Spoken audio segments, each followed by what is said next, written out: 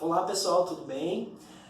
Continuando as operações de frações, hoje nós vamos falar sobre multiplicação e divisão. O que acontece no caso da multiplicação? Multiplicação e divisão elas são relativamente mais simples do que a adição e subtração, pois ela não envolve não importa o numerador e nem o denominador.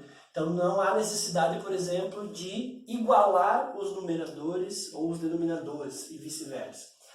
No caso da multiplicação, se eu tenho uma multiplicação simples, em que os denominadores são diferentes, aqui simplesmente eu multiplico numerador por numerador e denominador por denominador. Então aqui vai ficar 1 vezes 2, 2, 3 vezes 4, 12. Fração 2 dozeavos. Simplificando isso aqui, eu tenho a fração 1 sobre 6. Ainda farei um vídeo explicando como simplificar uma fração, ok? Se o denominador for igual, a gente procede da mesma forma. Então, por exemplo, 1/5 multiplicado por 2/5. Tá? Vou sempre prosseguir da mesma forma, multiplicando denominador por denominador e numerador por numerador. 1 vezes 2, 2. 5 vezes 5, 25. No caso aqui eu já tenho a resposta simplificada, porque o 2 e o 25 avos não dá para simplificar. Há casos em que eu não tenho a fração imprópria e nem a fração própria, eu tenho um número inteiro, por exemplo. Então casos em que eu tenho, que são comuns de aparecer, um número inteiro 2 multiplicado por uma fração 1/4. Como que eu prossigo dessa forma? Quando o número é inteiro, significa que o denominador dele é o número 1. 2 inteiros, ou 2 sobre 1, equivale à mesma coisa. Então, quando não aparecer denominador, é porque o número é um número inteiro, então o denominador é sempre 1. Vou prosseguir da mesma forma, denominador multiplicando e numerador multiplicando. 2 vezes 1, 2. 1 vezes 4, 4. 2 quartos. Simplificando 2 quartos, isso aqui representa 1 sobre 2. Lembrando que simplificar é deixar a fração menor. Então, o 2 cabe dentro do 4, a metade de 4, e 1 na metade de 2. Então, essas aqui são frações equivalentes. Quando eu simplifico, eu não altero o valor da fração, eu simplesmente deixo ela menor. Tá? E aqui a gente tem o resultado 1 sobre 2. Isso é um pouquinho do que é a multiplicação. No caso da divisão, também no caso da divisão não interfere se os denominadores e numeradores são iguais ou se são diferentes. No caso aqui, eu não consigo proceder da mesma forma que a multiplicação. No caso da multiplicação, eu multiplicava o numerador pelo numerador e o denominador pelo denominador. No caso da divisão, não dá para mim fazer isso, por quê? Porque em alguns casos, ou na maioria dos casos, não dá para mim dividir 3 por 4. Tá? Da mesma forma, quando eu digo que não dá, é porque não dá um valor exato, não dá um valor inteiro.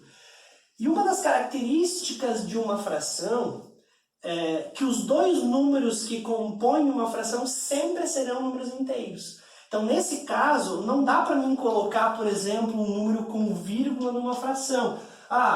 1 dividido por 2 dá 0,5. Né? Não tem como eu colocar o 0,5 numa fração, porque o número 0,5 já é um número decimal e ele já é por si só uma fração. Então, o que eu vou fazer aqui no caso da divisão? Eu vou usar a operação inversa da divisão, que é a multiplicação. O que eu faço? Vou pegar a fração 1/3, vou usar a operação inversa, tá? A operação inversa, que é o vezes. Para mim poder usar a operação inversa, eu vou pegar a segunda fração e vou fazer o inverso. Olha só. Então perceba, eu usei a operação inversa e peguei a segunda fração e fiz também o inverso. O que é o inverso, professor? O denominador passa a ser numerador e o numerador passa a ser denominador. É como se eu pegasse a fração e fizesse a troca, trocando o numerador pelo denominador e vice-versa. Feito isso, eu vou proceder exatamente da mesma forma que eu fiz aqui. Então, eu uso a operação inversa, que é o vezes, faço o inverso da fração e prossigo normal igual ao anterior. Por isso que normalmente eu gosto de usar a multiplicação e divisão na mesma explicação.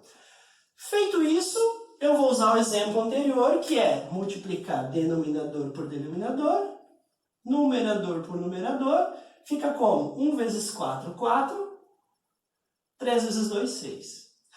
Ou seja, a resposta de 1/3 dividido por 2/4 equivale a 4/6. Simplificando isso aqui, dividindo por fatores comuns, que é o 2, né? O 4 dá para dividir por 2, o 6 também. Isso vai dar 2 sobre 3. Tá? Então essa é a resposta simplificada, obviamente, né? Da divisão de 1/3 por 2/4. Da mesma forma que aconteceu na multiplicação, em que pode aparecer casos em que não tem o denominador, na divisão também poderia acontecer. Então como é que ficaria? Vou prosseguir muito parecido com a forma anterior. Eu tenho 4 dividido por 1/2. Eu tenho R$4 para dividir em 50 centavos, que os 50 centavos é a metade de R$1. Então aqui vai ficar até evidente o que acontece com a resposta, tá? Então R$4 dividido em moedas de 50 centavos. Quantas moedas seriam necessárias? Isso seria talvez uma aplicação de uma divisão de frações, né? Como que eu vou fazer isso? Não tem o denominador, então ele é 1 inteiro. O número 4 é inteiro, né? Então o denominador é 1. 4 dividido por 1 é 4. Vou fazer o quê? Vou copiar a primeira. Vou usar a operação, deixa eu usar o mesmo azul, né, para ficar mais. Vou copiar a primeira, usar a operação inversa. Aqui está o divisão, eu vou usar a operação inversa, que é o vezes, né? E vou fazer o inverso da segunda. Olha o que vai acontecer aqui. Vou usar o mesmo caso anterior, denominador por denominador, numerador por numerador. 4 vezes 2, 8. 1 vezes 1, 1. 8, quando o denominador é 1, lembrando que quando o denominador é 1, a resposta é um número inteiro. Eu tenho 8 dividido por uma pessoa, né, no caso, vai dar 8 inteiros. Lembra que eu falei para vocês no início que eu tinha R$4 para dividir em moedas de 50 centavos? Significa que serão necessários 8 moedas de 50 centavos para equivaler a os R$4, ok? Então, 4 inteiros dividido por meio igual a 8. Ou 8 sobre 1, que aí, obviamente, a gente representa não com esse 1. Quando ele é um número inteiro, a gente não é necessário ter o denominador 1. Ok? Isso aqui é um pouquinho do que é a forma de resolver uma multiplicação e uma divisão. Nos próximos vídeos a gente vai falar um pouquinho melhor essa parte de simplificar uma fração e o que é uma fração equivalente. Mas isso é um assunto para as próximas aulas. Por hoje era isso. Fiquem com Deus e até a próxima.